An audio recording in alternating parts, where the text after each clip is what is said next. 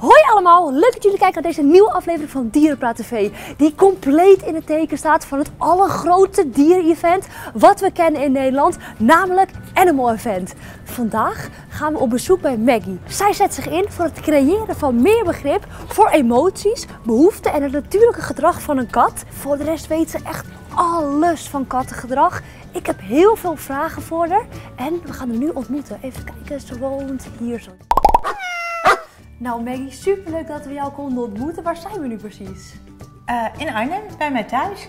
In het Spijkerkwartier. Oké, jij woont hier. Ik woon hier. En ja. jij bent kattengedragstherapeut? Klopt. En Ja. wat houdt dat precies in? Ja, dat is kattengedragstherapeut. Het klinkt eigenlijk een beetje van, je gaat de kat op de sofa leggen of zo. Maar dat is het dus absoluut niet. Je kent hondengedragstherapeut misschien wel. Heel veel mensen kennen Cesar Millan ook, die je op tv vaak ziet. En ik doe eigenlijk hetzelfde, alleen dan met katten. Dus ik ben eigenlijk helemaal niet zo met die katten bezig. Ik leer mensen hoe zij ervoor kunnen zorgen dat hun kat geen probleemgedrag meer vertoont. Oké, want als je de vergelijking maakt met Caesar, dan kan ik heel erg bijvoorbeeld voorbeelden voor me zien. Bijvoorbeeld een agressieve hond die een kind bijt, de hond die niet meer stopt met blaffen, die in huis plast. Ja. Maar wat zijn de meest voorkomende problemen met katten? Nou, de meest voorkomende, echt op nummer 1 staat, zeker waar mensen last van hebben, staat onzindelijkheid. Dus in huis plassen op plekken anders dan de kattenbak. Dus bijvoorbeeld op het bed, op het vloerkleed. Nou, zo'n kleed zou ideaal zijn. Op de bank. Sproeien in huis, dus echt recht achteruit plassen. Dat doen katers volgens mij vaak, toch? Maar poezen kunnen het ook doen. Echt waar? Ja, mensen denken vaak dat alleen katers het doen. Als je poezen of katers hebt die wat gestrest zijn of die zich onveilig voelen, dan kunnen ze ook door kleine beetjes urine op allerlei plekken, kunnen ze eigenlijk hun geur verspreiden om zich weer beter te gaan voelen. Oké, want inderdaad, want als ik het vergelijk met mijn katten, ik heb een keer een nestje kittens gehad. Ja. Super schattig. Alleen wat Ja, ik dat zo is boeiend leuk, hè? vond van kittens, ze gingen echt automatisch in de kattenbak. Ja, klopt. Eigenlijk zijn katten die zijn hartstikke zindelijk. Ik krijg ook wel eens vragen van hoe maak je een kat nou zindelijk en moet je dat niet van de moeder leren. Maar in feite is het zo, als je kittens hebt van zo 3-4 weken, als je zorgt dat er een goed kattenbakje staat met grit vlak bij de kittens, worden ze zindelijk. Alleen het probleem is dat wij mensen een heel ander idee hebben over wat een goede kattenbak is dan wat de kat ervan vindt. Oh, is dat zo? Ja.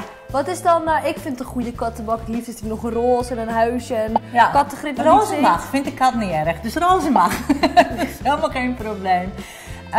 Maar wat katten heel belangrijk vinden, als je kijkt naar katten buiten, van waar gaan ze nou precies plassen? In het zand, toch? Precies, Ja. in het zand. En ze zoeken vaak een plekje wat wel een beetje beschut is, dus uit de loop, maar waar ze wel overzicht over de ruimte hebben. En stel je nou voor, zoek ook iedere keer trouwens een schoon plekje. En stel je nou voor, je zet een kattenbak neer, een heel kleine kattenbak, heel mooi roze, maar heel klein misschien. Je hebt er een kap overheen, je hebt er een luikje voor. Dan gaat die kat in de bak. Dan kan die gevaar niet meer aanzien komen. Hij kan niet meer om zich heen kijken. Hij wordt helemaal omringd door de geur van zijn plas of poep. Wat de meeste katten helemaal niet fijn vinden.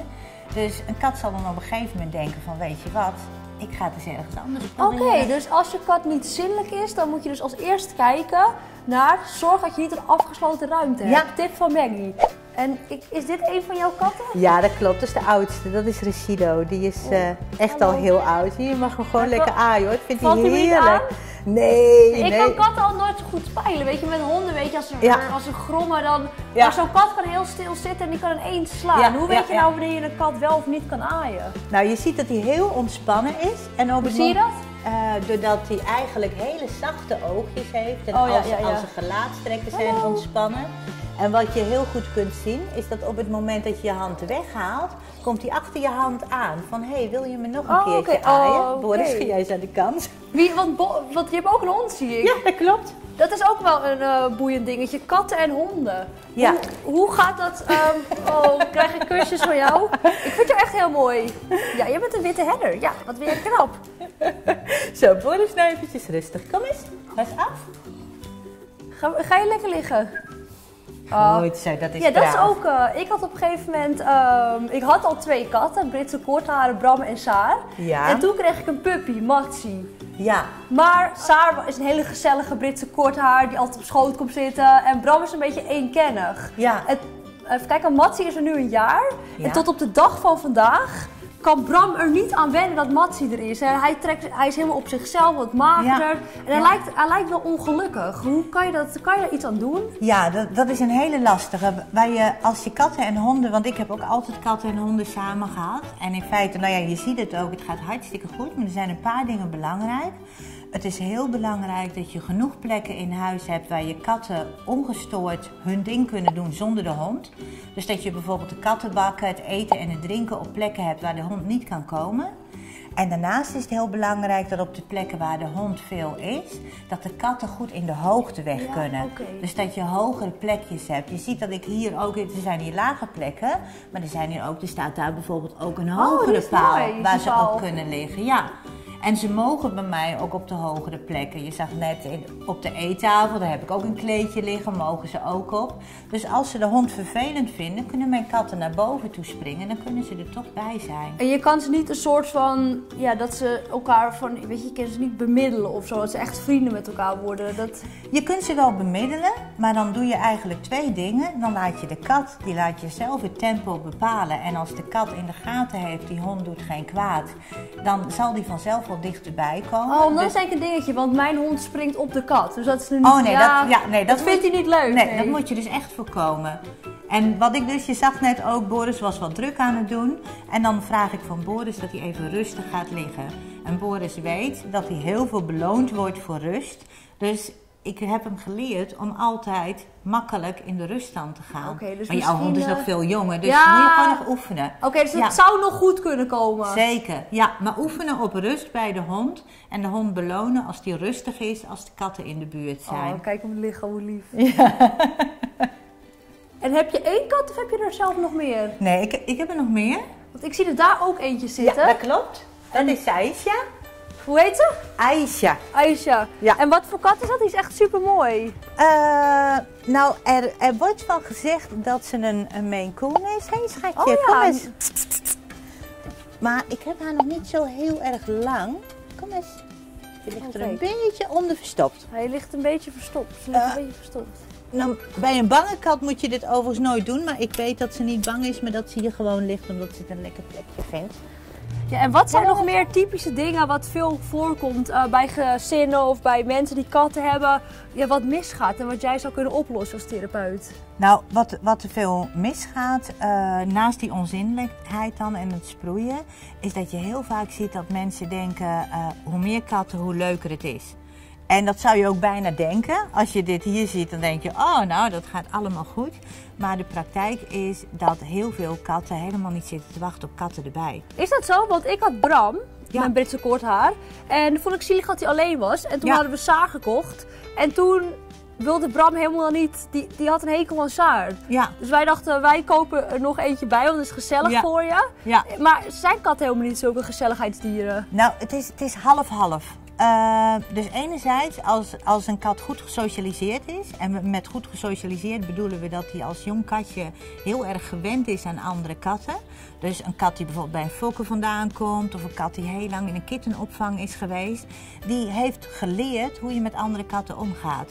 Die vinden het vaak wel leuk met andere katten. Ook niet altijd, maar vaak wel.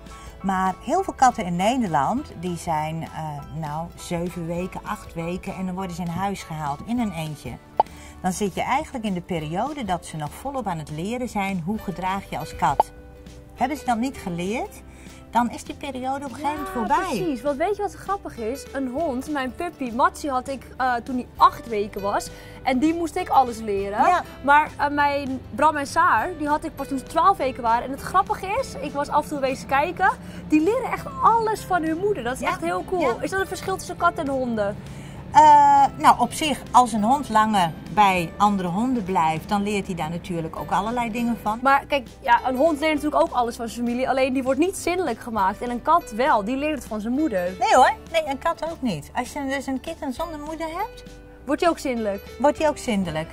Ze willen gewoon graven of zo? Ja, dat is gewoon instinctief gedrag. Ja, je bent zo lief. Vinden katten het leuk om, je hebt ook kattentuigjes, vinden ze het leuk om met je mee een rondje te gaan lopen? Dat is per kat verschillend. Als je een kat hebt die het leuk vindt om naar buiten te gaan en hij kan niet los naar buiten toe, dan kun je de kat wel aanleren. Het is dan wel belangrijk dat je dus niet zoals met de hond, dan doe je je tuigje aan en je zegt hop, we gaan en je loopt de deur uit. Als je met een kat gaat wandelen, moet je de kat het tempo laten bepalen. Oké. Ja, dus je doet de kat het tuigje aan, je zet de deur open en je wacht wat de kat gaat doen. Ik heb een beetje altijd het idee dat een hond echt een baas heeft. Dat een hond echt gewoon naar je luistert. Een kat heeft een beetje personeel. En de kat is een beetje, die bepaalt een beetje en dan, die wil gewoon eten en die wil gewoon zijn eigen dingen een beetje doen. Maar ze hebben je minder nodig, maar ook daar zie je wel verschillen in. Want er zijn echt katten, zoals bepaalde Oosterse katten. Katten kunnen wel degelijk, sommige kunnen zelfs verlatingsangst hebben. Echt waar? Ja. Dus soms vraag ik me echt af of mijn katten wel gewoon van me houden. Alsof ze me, dan denk ik wel van, missen jullie me wel? Want als ik thuis kom, springt Matsie helemaal op me, gaat piepen, me knuffelen. En die katten die kijken even op van, oh het is er, oh shit die hond is er ook weer. Ja, maar misschien is dat maar goed ook dat katten ons over het algemeen wat minder missen dan honden zouden doen. Want we laten katten veel meer alleen thuis dan dat we honden doen. Dat is wel waar, een kat kan je gewoon inderdaad, wij gaan soms gewoon 2 dagen weg en dan zetten we genoeg voer neer. Die katten kunnen lekker naar buiten. Maar goed, nu eventjes iets anders. Ja. Namelijk Animal Event. Ja. Hoe is het daar?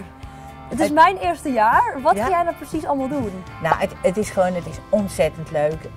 Er zijn heel veel verschillende diersoorten. Ik sta zelf al jaren samen met andere collega's op de Cat Plaza.